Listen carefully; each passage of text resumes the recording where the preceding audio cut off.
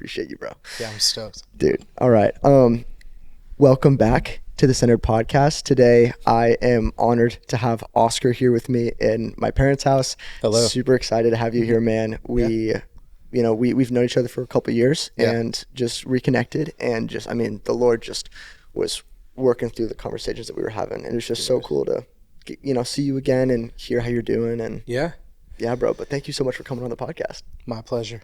Dude, I'm excited. Yeah, man, I'm excited too. So I actually wanted to try something new for everyone who's listening and watching. We haven't done this before, but I wanted to start with some icebreakers because I feel like so many times we start an episode and then we just kind of go right into the meat of it all. And we're just like, let's do it. Like God, Bible, stuff like that. But I wanted to kind of allow the audience to kind of get to know us a little bit more before we start. Yeah. And the first question I have is, what is the best part about videography? So for those of you who don't know, Oscar and I both participate in just content creation and videography specifically. Yeah. And dude, I would just love to hear like what are the benefits of doing that as a career for anyone who might be interested in that?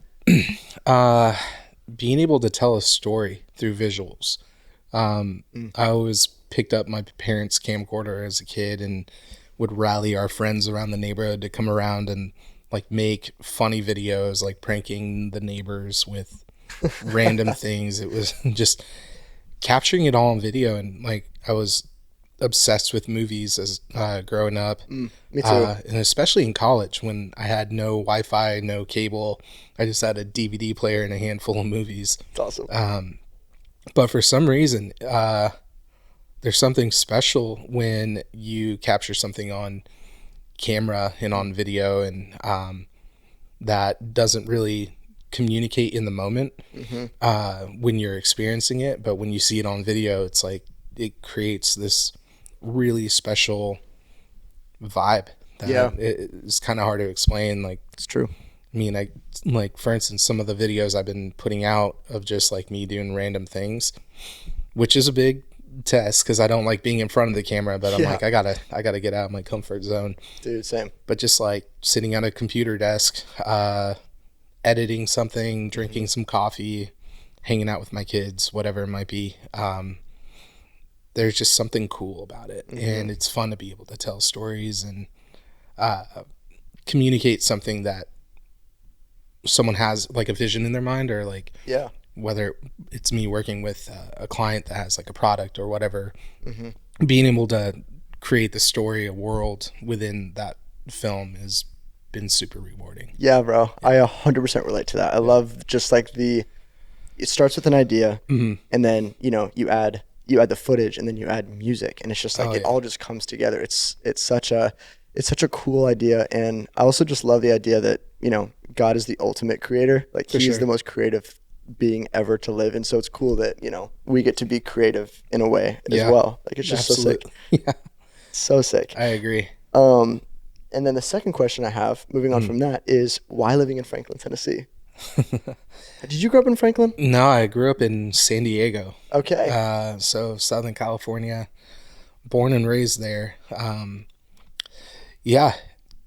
As quickly as I can say it, we had a family member, Brittany and I, my wife, got married shortly after, moved to Seattle for a year. You lived in Seattle for a year? Yeah. Bro, I grew up in Seattle. Yeah. What? I think I was there for like a year. We were there for a little over a year. How have I not asked you this before? My goodness. Yeah. So we lived in Redmond, right outside of Seattle. Then she got a job at a church in Orange County, Eastside Christian. And I was working for a company still in Seattle, just working remote at home. Yeah. We got pregnant with Aria, our firstborn, and shortly after, I guess we got pregnant and then visited her dad in Louisville, and we were going to go visit Nashville and then fly out of Nashville. And one of Brittany's close family friends was like, hey, since you're going down to Nashville, check out Franklin, because we humored moving to Nashville because I was in music pretty heavily at the time. Yeah. And he was like, if there's any place I'm going to retire, it'd be Franklin, Tennessee. Cool. And we're like, okay, cool. Well, we wound up staying in 12 South doing the whole Nashville thing. And the day before we left, we visited Franklin, while Brittany was still pregnant, and she was like, well, if we move to Tennessee, I'd like to move to Franklin. Sure. Fast forward, Ari's born. A couple months later, Brittany was like, I want to be a stay-at-home mom. Let's figure out a plan to make that happen. We were actually going to move back to Seattle before moving out here. But we kind of weighed the options for both places, and we're like, let's just go to Tennessee. Sure. And move to Franklin immediately. And yeah, been here ever since. It's honestly the best place to raise a family. I mean, I never would have thought, my kids can grow up in a place, in a community like this. I mean, yeah, you guys have been here for a little while. I mean, something special about Franklin. 100%. And that's been one of my hopes, is that I will be able to, that the Lord will bless me with, a wife and kids that I can raise in Franklin specifically. Yes. Like we mentioned, I grew up in Seattle 20 years of my life. And so I've been here for 3, and already I'm like, dude, like this is home. This is where I want to raise a family. Like this is it. Yeah.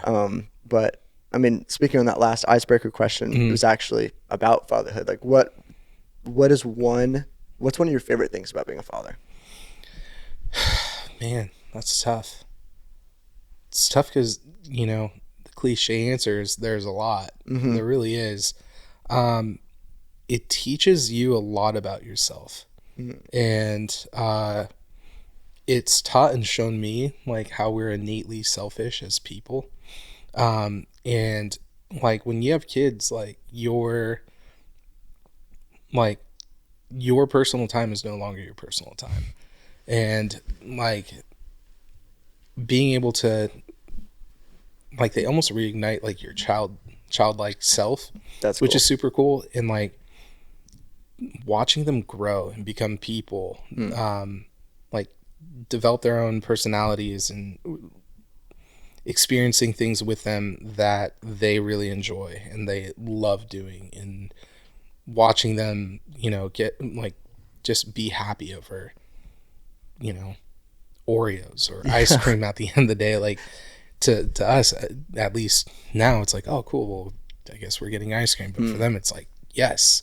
And like seeing that joy, seeing that, like, just like, I don't know, just contentment on a whole nother level. Like, and they don't care really. Like, they don't care about like what people are thinking. They're just being them. And I think that's like getting to reflect on that and seeing that is super, super enjoyable. Something that we can kind of all learn from. Yeah. Just being grateful in the moment. It's pretty crazy. It's definitely difficult. Yeah. Especially when they have their rough days, but it's super, I guess, to sum it up, just super rewarding getting to watch them grow into people, and like seeing that like what we do as parents and everything has a direct impact on them. And Dude, all of that. Thanks for sharing. That's awesome, man. It's exciting. It's exciting for people to hear that. People who either, are single, married, or expecting, or even have kids. It's like, it's thinking about it. Yeah. Or thinking about it. Right. Yeah. And it's cool. It's cool to hear other people's perspective on that. Yeah. So to jump into the topic today, I hope everyone listening and watching is having a great Friday. We just wanted to talk a lot about redemption in this episode, of just like how we all have a past and we all have fallen short of the glory of God. We've all lived in the world. We've all been sinful. Yeah. And that we've had and that, we're not shaming anyone who's living in the world, but we're just explaining like, that there's a better way, right? And that we found a way that is more fulfilling, and that's Jesus, right? And It's just the life that Jesus has lived, and the way that he calls us to live is just, it's so much more fulfilling than anything that the world could offer. And for sure, I for myself was neck deep in the world, and I can honestly say that I have felt more fulfilled living with Jesus than apart from. Yeah. And one of I actually have a verse here, Ephesians 1:7. In him we have redemption through his blood, the forgiveness of sins, in accordance with the riches of God's grace. And before I move on from that, I just wanted to kind of just let the audience know, like, if you're new to the faith, or if you are just kind of interested in it, or you're an atheist, just here because you happen to find this podcast, that Jesus's blood is the only thing that can cover our sins. Yeah. Right. It's the only thing that can lead to salvation. It's the only way we can be pure in God's eyes is only through Jesus. There's nothing that we can do. Agreed. Yeah. Agreed. Yeah, dude. Yeah, it's pretty crazy when you really like die to yourself. And I'm still learning what that looks like. Me too. But over the last couple months in particular, like we spoke over coffee. Yeah. Yeah, just kind of leaning into that. Like when you, at least for me, it's like when I really start putting God first, that's where things start to really make sense. That's true. There's a lot of peace in that too. And like understanding like, okay, I don't need to stress or worry about things, obviously be responsible with the things that you need to take care of. But like, I don't know, even during the hardest of times, like we've always been taken care of in the sense of like, we've always had a roof over our head, food to eat, right. Warm place to sleep. It's just like God's provision is so much bigger than like our expectation. Yeah. Or what we think is going to come, which has been pretty insane. Like, yeah, I don't know. It's been a journey for sure. Yeah. Over the last couple of years, especially like, like last year, I got laid off from my job, the full-time gig, which was really scary.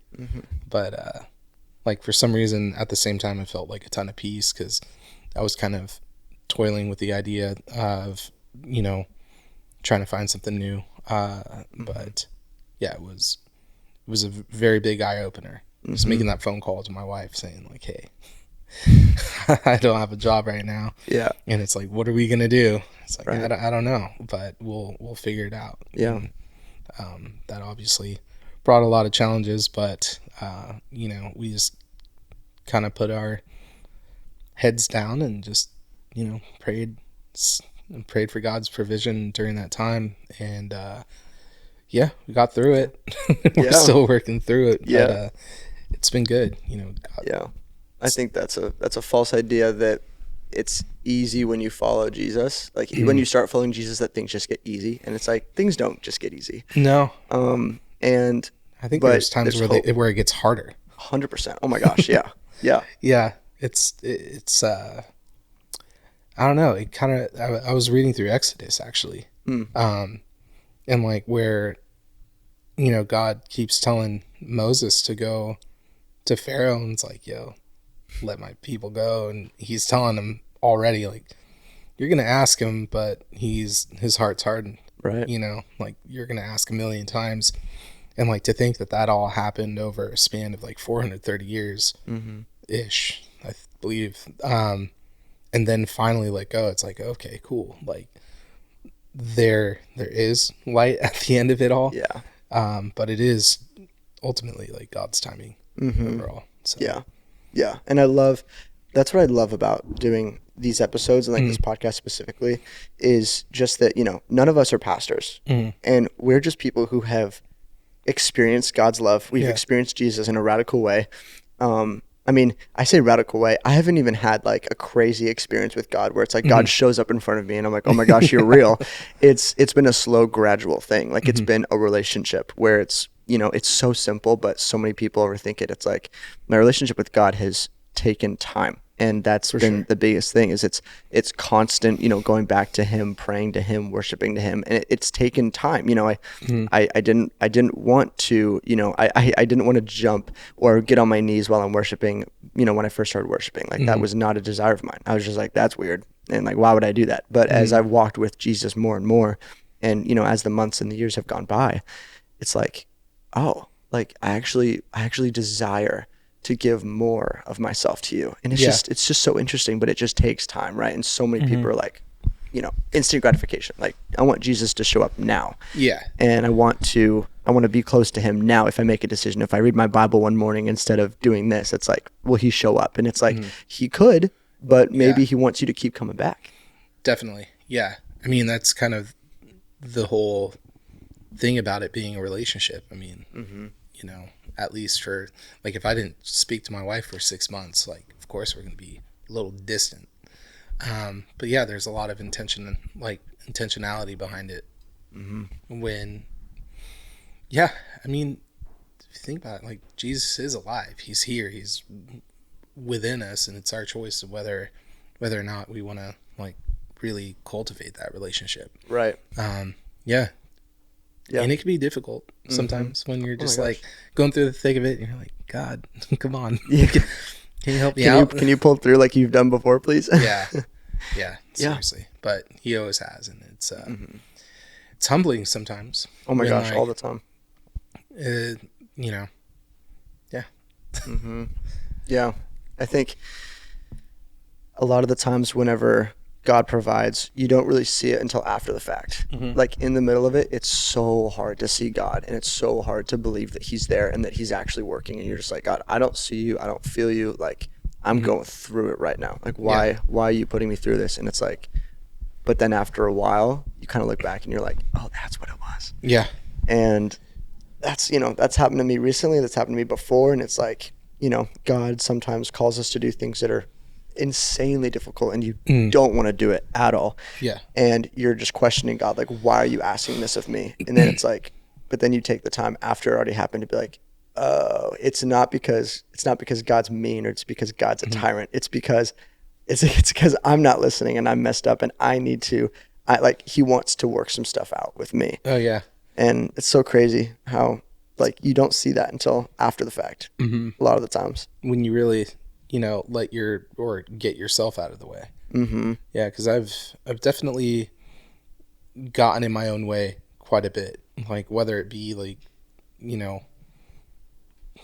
I don't know, just like letting certain things in my life kind of take hold, like grabbing a foothold of you. Yeah. And it really just, like, I don't think it just, like, stunts the growth or stunts the potential that you ultimately could, like, flourish in. It's just like, all right, it's kind of like pressing pause on what could be coming to you if you're just, like, cognizant of like that relationship and, like, what God wants for you in your life. For me, I had to get rid of a lot of things in my life that were just holding me back. And with that, I've seen, like, a lot of things change for the positive, like improved relationships and improved, like, perspective and all that. That's amazing. Yeah, but life goes really fast, and I noticed if you don't have your sights set on Jesus or that relationship, like, you're going to have your sights on something else, whether it be like your job or something you're pursuing, because we are, like, beings that are meant to worship, and we will wind up worshiping something, whether it be like Fridays, to go hang out with people, or like you're worshiping Sunday because your favorite team is playing, right? And like, you put your attention in other areas, and it's easy to do. I mean, we're all busy. Especially this day and age. Yeah, I mean, sometimes it's hard to, open the Bible sometimes to just get some of that Jesus time in, but it's super important. I mean, I definitely can tell if, like, there's a day or two where I don't, set aside the 15-20 minutes to read, journal, spend some time. So I love that you mentioned that we as humans naturally will start worshiping something. Yeah. And it's so true. Like, I mean, you, like, whatever you put your time, your effort into, like, you will worship that thing without even knowing it. And people will be like, why are you obsessing over this? And it's like, I'm not. And then you kind of look back and you're like, oh wait, I kind of am. And it's like, that's just how we were literally created to be in relationship with God. And when when God's not in the picture, you're going to be in relationship with something else. And newsflash, it's not going to be as good, and it's going to be unhealthy compared to what God could give you, right? Oh yeah, and way more stressful. Oh my gosh. Yeah, like, not saying that following Jesus has taken all the stress and anxiety out of life, because the world's imperfect, and unfortunately we're, within that, and gonna be hit with some of the things that aren't of God. It's true. In terms of like stress and anxiety and all that. But like with him, it's like, cool, I have all these bills I need to take care of. I really don't know how it's going to work out, but I'm just going to follow Jesus in the meantime. And like, I know that sounds pretty open, but to me, that's just like, okay, I really don't know what to do. Mm-hmm. I'm just going to give it to God. And like, I know that is also cliche to say, but it's like really giving it to God, at least for me, has just been like, okay, I don't know how to handle this situation. I'm really stressed out or anxious about it. All right, I'm just going to pray. I'm just going to let God know. Like, I mean, over the last month, especially, like I was just writing down like things I was stressed out about, or like, hey, this is, this project is kind of big and I need to get this done quickly. I'm a little stressed out about it. God, bring me peace, please, over this, and like vision over what I'm working on or what I'm doing, or if I'm dealing with a problem, it's like, God, this is it. And I think like even with that like simple act of like writing it down, like, hey, I don't know how to handle this. I don't even know how to think about it. Here, it's yours. 100%. Give me vision, give me peace, and usually it works out. Yeah. I love that you gave a practical answer and a practical way that you do it yourself, because when I was going through a season of confusion and God was calling me to do something, and I was so upset, and I was just like, and people were just like, oh, give it to God, trust in God. And I'm like, what does that look like? Like practically, what do I have to do to make that work? Because I'm desperate. I'm clawing around. I'm trying to find answers, like what's going on. And so and so I started obsessing over like practical ways. It's like when people say when people say take up your cross, it's like, okay, well, what does that practically mean? And like, what do I have to do? And so you giving that practical example, I really appreciate that, because I know that's beneficial for me and for people listening. Yeah. I mean, it will look different for everyone too. I mean, like my wife blasts worship music. When those moments or obstacles come our way, and everyone's gonna have something different. Go on a walk, go hiking, sitting alone on their porch or something, drinking coffee, like just something where I think separating yourself from the situation and separating yourself from like the daily activity of whatever you're doing, work, parenting, taking the kids to soccer, whatever it might be. Like giving yourself a little bit of moment to, like a small short moment to be with God, even if it's just being silent. Because like, I'll journal stuff down, but sometimes just like taking the dog for a walk and not listening to anything, or listening to worship music, and just like giving God time to speak in those moments, or even if it's not hearing something from God or the Holy Spirit, it's just like being in quiet. Yeah, it's important sometimes. That's the coolest thing about God, is that one of the coolest things about God is that when you completely give up your control for him, and you're like, you know what, God, I don't want control, I want to give it to you. You get filled up with his peace. Like it's wild. And like you were saying, like a practical example of losing that control is stopping in the middle of your day. And having that moment of silence, praying to him, reading his word, because in that time that you're reading the word, you could be doing something else. You could be making money. You could be putting your time towards something else, but you're choosing to put time towards God, and you're saying, God, I'm trusting you with my time, and I'm trusting you with whatever it is that I've got going on in my life. And, I want you to be involved. I want you to be the center of that. And so I love that. And I love that you gave, you mentioned like giving up that control. And I think that is something that is so important, and that I think it's beneficial, like I've been saying, not only for me, but also for the listeners as well. So kind of switching gears from losing that control, giving that to God. Yeah.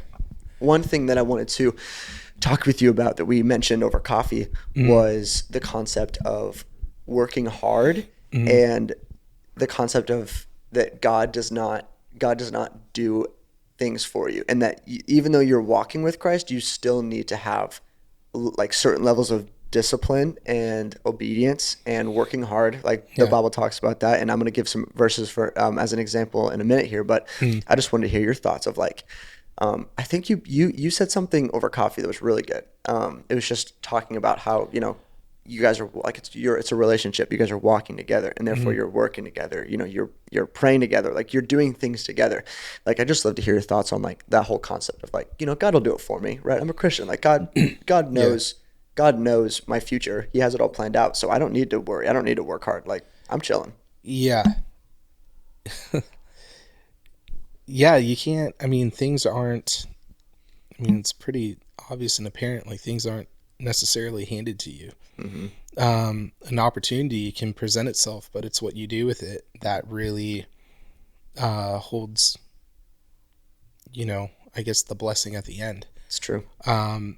Because what I've come to find, especially over the last year, you know, having got laid off and trying to figure out what to do, and starting this content business with my wife. Yeah. There were definitely some opportunities that came up that I wish I would have, what's the word?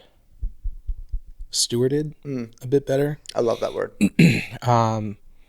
Because I feel like anytime we needed something to come through, you know, God provided the opportunity, and it was very apparent, like, what are you going to do with it?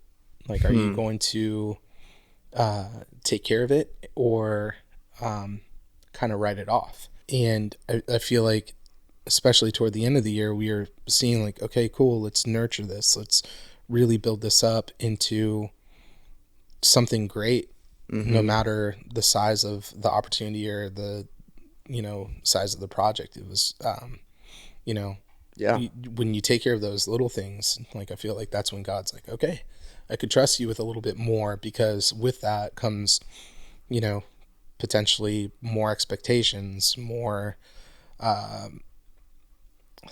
don't know. Yeah, I think he just. Yeah, I'm stumbling right now. No, you're good, bro. I'm trying to find, because I'm pretty sure that's a verse of just talking about like how God will bless you with more if you steward the little. If you're faithful with the little, like He will bless you with more. I keep thinking of like the parable of him giving the gold to three of the. Oh, the three talents. Yes. Yeah, when one of them buries it and the other two go and they reinvest it, and then the master. Dude, I love that parable. That opened my eyes a lot. I was just like, wait. Jesus is talking about money here, and he's talking about like stewarding your finances. And for those of you who haven't heard it, the whole parable is that a master gives his three servants a little bit of money, and the master leaves, and two of the servants go and reinvest it in themselves. Like they go put the money towards their own skills and what they're gifted at, and they make more money for their master, and they bring it back.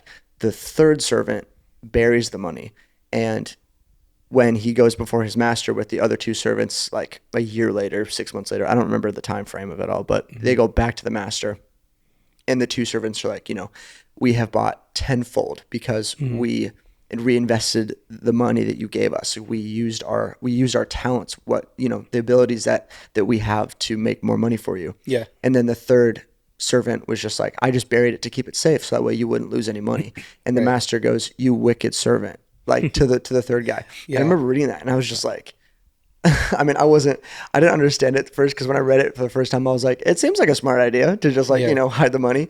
But then, you know, then I really sat with it, and a couple years went by, and I read that again, and I was like, oh yeah, like I can see where Jesus is coming from. Like don't hide away the things that God's given you and the talents that He's given you. You know, if you're good at something, like invest in it, like invest in yourself, like do the thing, because Jesus, you know, Jesus made you exactly how you are. And there's giftings about you. There's things that you're naturally good at that I'm terrible at. I tried doing music. Can't do it, bro. Can't do it. My friend Jack Hartman, he's amazing. I mean, he's been blowing up. And so it's like, you know, I'm not good at music, but Jack is. And it's like, there's things that God has blessed people with. And it's like, be a good steward, like really go after it. And I don't know. What are your thoughts on that?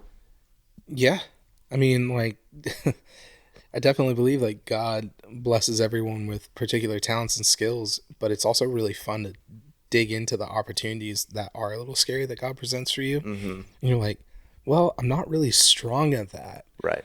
But God's like, you're going to do it though. Right. And it's pretty crazy to think about like how he moves in that. Like, do you have faith enough to like jump into this? Because I mean, my background, I went to school for music. Yeah.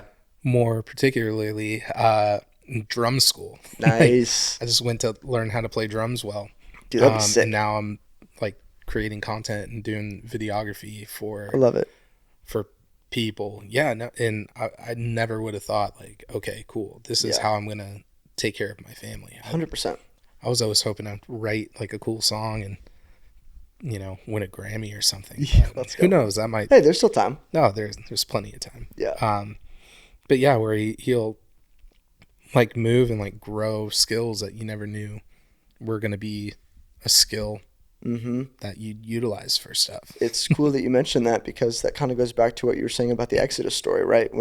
When Moses had a stuttering problem and he was like, you're going to go to Pharaoh and tell him to free my people. And Moses was like, I can't, I have a stutter. Like I'm not, like you said, I'm not gifted. I'm not strong in that area. I'm not your guy. And God said, actually, you are my guy. And, you know, Aaron's going to go with you to help you with this. But at the end of the day, it's like God chose someone that wasn't qualified. And it's funny that comes up, because last week, I say that because the podcast episode I just did with Mike this week is dropping tomorrow, tonight at midnight. And we talked about that God qualifies the called. He doesn't call the qualified. Yeah. And it's like, that's a perfect example when, you know, with David, dude, David's my favorite story. Like, I love David. Literally, you know, 12 dudes. David's the last one. And I think it's not Saul, it's Samuel. Samuel's like, you know, God tells Samuel to, you know, go to these guys and he's going to find the next king. And he's like, nope, it's none of these 11. And then the smallest one, the shepherd, David, he's like, that's the king. And David's like, sick, bro. And then he goes back to the sheep and he continues to be a shepherd for like 15 years. Yeah. And then later in life, he becomes a king. So he was called before he was qualified. Yeah. And I was just like, I mean, they wouldn't even let him eat at the table because he was a shepherd. Yeah. Yeah. So I just, you know, it's such an encouragement to know, like, whatever God has for you, it's going to be so much cooler than you can possibly imagine. And that doesn't even necessarily mean materialistic things. And that's hard for me to say, because I've always wanted, you know, the nicest Corvette, or like, you know, I've always wanted to, you know, pursue like business models, to really like pursue and get like, you know, financially stable so I can get the nice things. And so that's been something that God's been working on my heart, is like, not putting the materialistic things so high up there. Yeah. But you know, God is going to do some amazing things, whether that's in missions, whether that's in like a successful business, like whatever it is. Like, God has made us like just so specifically, where it's like he's going to put you in a position where you're going to thrive. And it's like, you don't even know what that is yet. And that's exciting. Yeah. Yeah. And it's a really good way to build your faith. Like, true, stepping out into it and, stepping into the, like, the faith that he can truly heal things, you know, like, because my parents were great. They loved me. They were, you know, they did amazing things for like the trajectory of like my life and all that. But like, understanding and dealing with like things in your past and how they affect you like later on. I don't know where I was going with that. Well, yeah, I guess healing and stuff in general, like if you don't heal, you can't really, it's really difficult to walk in faith and like have faith in yourself. Because like there are definitely things like early on in my life where I wasn't confident about, you know, pursuing things I was really passionate about. It took a long time to venture out and say like, okay, I'm going to really pursue music. And that was super cool. That was a fun season. But yeah, I don't know. Yeah, absolutely, dude. I know we went down this path and then we kind of did like a hard right, and then I'll kind of take us back onto this path of the whole, like, that God doesn't do everything for you. Yeah. One of my favorite analogies that one of the pastors at my church gave was that, if I'm laying down and Jesus comes up and he reaches up his hand and he grabs my hand and, he's pulling, but if I'm just being limp, like, I'm not getting pulled up. Like, if you ever go up to one of your guy friends and it's just like, you try and pull him up at the same time, he's doing the same effort of like pushing or pulling himself up. And it's just like, it's a two-way thing. Like it takes both of you. And it's that silly analogy of just like, but there's some truth to it of just like God, like you said, God will present the opportunity. He will give you the tools to make the thing, to do the thing. Yeah. But it's going to take that discipline to actually stay with it, right, even though you don't feel like doing it. And that's a huge one that I've struggled with in the past. Well, he can't move if you're not moving. And yeah, that's, I mean, not to get too deep into it, but there are some things I had to let go that I told you about. And it was super difficult because it was a part of my identity for a long time. And I didn't realize I incorporated that into my life to where it was. And to be honest, I thought I was in a rabbit hole or like just like deep pit that I could never get out of. Yeah. But yeah, that was like something I'm like, man, I'm never going to reach my full potential as, a business owner, a husband, a father, a friend, if I didn't let that thing go. And like, there have been many clear moments where God's like, dude, I've got you. Right. But I need you to like move forward, like beyond this, because you can move forward. And I always trap myself thinking like, man, I'm just stuck in this rut. Like I'm like, I know you can do it, but really it was just me sitting in the rut, just not making the first move of like, okay, God, here, like take my hand. I'll, like you were saying, like putting the effort to pull myself out of that. And it's been cool because, it's one of the very, at least as of late, tangible situations of like God really moving and, taking away something that I asked him to. Like, I'm like, God, if I'm going to move from this season into this, like any desire to do, the things that are holding me back, I pray that you just like completely take it out of my heart, take it out of my mind, renew it all. And he did, there's a lot of effort behind it in terms of like being consistent with prayer and time with him and like knowing like, okay, like that's a struggle. And he was like, cool, it is a struggle, but like I've got you and I'll continue to walk with you as long as you're walking with me. And I'm like, all right, sweet, let's do this. And so putting in the work to build your faith, walk with the Lord, it's a real thing, bro. I love that. Thank you for sharing. Yeah, absolutely. Yeah, I remember as a naive high school student, I remember me and my friends would joke about how we're just waiting on God to show up or waiting on God to pull up. And the entire time, I wasn't reading my Bible. I wasn't praying. I wasn't trying to pursue a relationship with him. I was just waiting on him. And so many of the times when we think we're waiting on God, reality is God's just waiting on us. Like, when you were talking, I just got this picture of just like, God is God is a shepherd, and there's all this sheep that's moving in different directions, and God is directing all of them. He's working with all of them. And when you were talking, and and you were just like, I just got this picture of like the sheep kind of just sitting there, and God's just like, let's go, bro. Like, I want to take you places. Like, let's move. And you're just like, I don't really know. Like I want to, but like I don't really want to put in the work of having to stand up and walk with you. And it's just like Jesus is like, bro, like I'm here. Like, let's do it. Yeah. And that's something that I've had to really understand and step into, especially with this podcast, is that God will provide the things and that God will present the opportunities, but it's up to you to really like take action and do it. One of my buddies gives this analogy.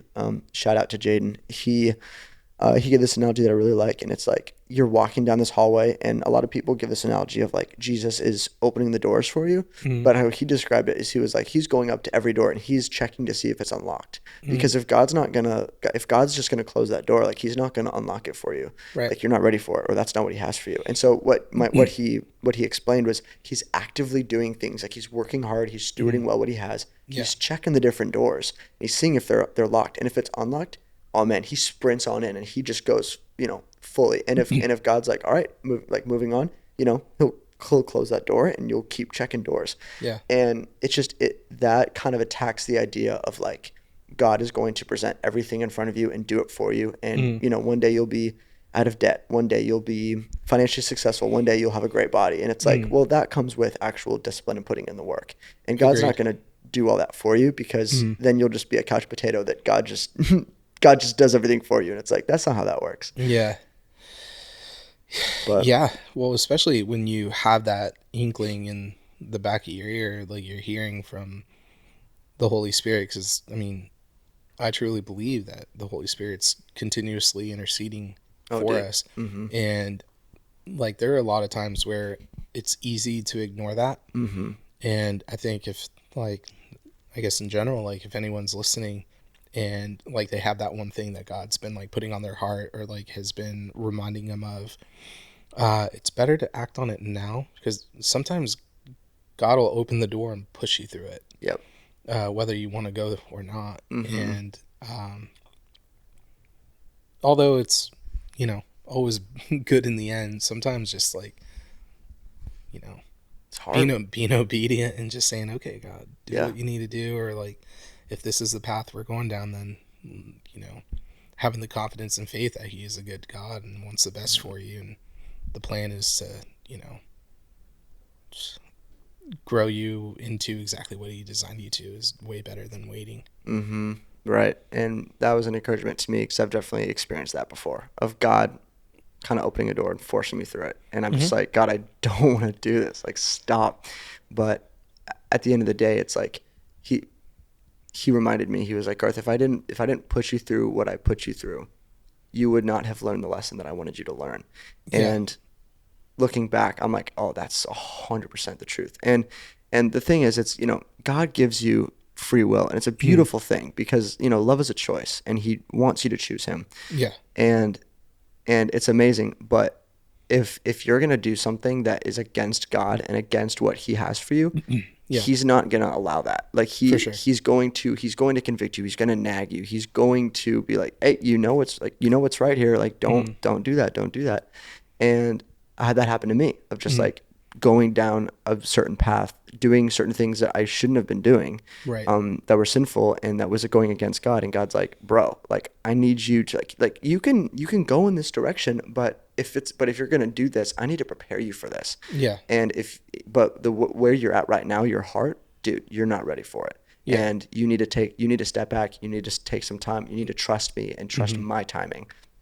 And that's what I've learned. And that's what I've been doing now, is just taking a step back and being like, you know what, God, I'm just going to do exactly what you've put in front of my life. I'm going to continue working on this podcast. I'm going to love on my family, love on my friends, love on my neighbor. Like, I'm just going to be a good steward of what I have, and whatever it is you put in front of me, whether that's an opportunity, whether that's a relationship, like whatever it is, it's going to weave into what I'm already doing with God. Right. Like, I love have you heard of the triangle idea of like God's at the top and you're going up this way, and like it's whether that's a relationship or something else, it's like kind of going up at the same time, and it's like you meet it with God, and it's like, but the only way that happens is if you're pursuing God actively. For sure. And that's something that I've had to learn, and but dude, it's so good, and God's so good, and I love who he's grown me into. It's so sick. I know, and it's pretty cool. It's cool to see where you're at. Dude, it's cool to see where you're going too, bro. Come on. Like, we knew each other 3 years ago, bro. We were completely different people. Oh man. Like, this is amazing, getting to sit here in this house with you and talk to you about God. Like, for sure. Bro. Well, yeah, you were always, because I remember when you first started working there, man, I was in the thick of doing I think I was working 3 jobs at the time. You were slammed. Yeah, it was pretty nuts, and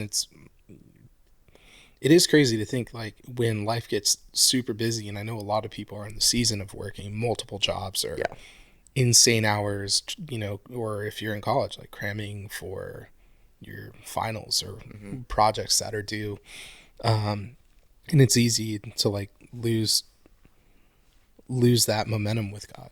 Because I remember there were times where you and I were like, you were always super smiley and like just like stoked to be around. And I remember there were conversations where like God would be brought up and you're like, yeah, dude, like, and dude, then you're just wild. Like, if you ever want to talk about Jesus, like let me know. And I'm like, I'm going to take you up on that. Cause you know, I think the older you get, like dependent on what you're doing, like if you're in an office job, not everyone's going to be a believer. In a lot of that, like people you're around, not to say anyone's bad or anything, but it could really influence like the way you live and conduct your life. And I mean, especially in the restaurant world. Oh my gosh.